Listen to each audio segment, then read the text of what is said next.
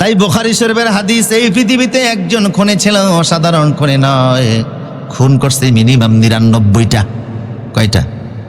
বুখারী শরীফের হাদিস। কয়টা খুন করছে? ৯৯টা খুন করার পরেও যখন তার জন্য তওবার চেতনা জাগছে, এক আবেদের কাছে গিয়েছে। আবেদকে বলে, হুজুর আমি তওবা করতে চাই। হুজুর বললেন তোমার গুনাহ কি?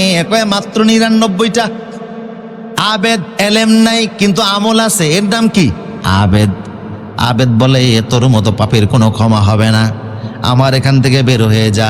যুবক বলল, আমার ক্ষমাই যদি না হয় তা আপনার বাসে রেখে লাভ কি? আবেদের মারছে, এই সেঞ্চুরি করছে। কি করছে? আবারও তওবার চেতনা জেগেছে। এবার একজন আলেমের কাছে গিয়েছে, সমকালীন যুগে সবচাইতে বড় আলেম। ওনার কাছে গিয়ে বলে, হুজুর আমার জন্য তওবা আছে নাকি? হুজুর বললেন, কি গুনাহ করেছো? কয় 100টা খুন করছি। হুজুর বললেন, লাউ বালাগাত যুনুবুকা আনানা সামা সুম্মা ইস্তাগফারতানি কাদ গাফারতু লাক। আল্লাহু আকবার। তোমার গুনাহ যদি আকাশ পরিমাণ হয়ে যায়, খাঁটি মনে যদি তওবা করো, তওবাতান নসুহা করো, তাওবাতান মাকবুলাতান লা তুরাদ্দু। তওবা নসুহা হলো তাওবাতান মাকবুলাতান লা তুরাদ্দু।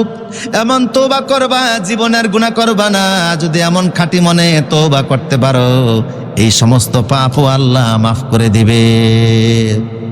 ওই খুনিকে আল্লাহ শেষ পর্যন্ত ক্ষমা করেছেন। মুফাসসিরা বলেছে, এত বড় অপরাধীও ক্ষমা পাইল। সমস্ত অপরাধের গুনাহ তার আমলনামায় ছিল, কিন্তু শিরকের গুনাহ আমলনামার ভিতরে ছিল না।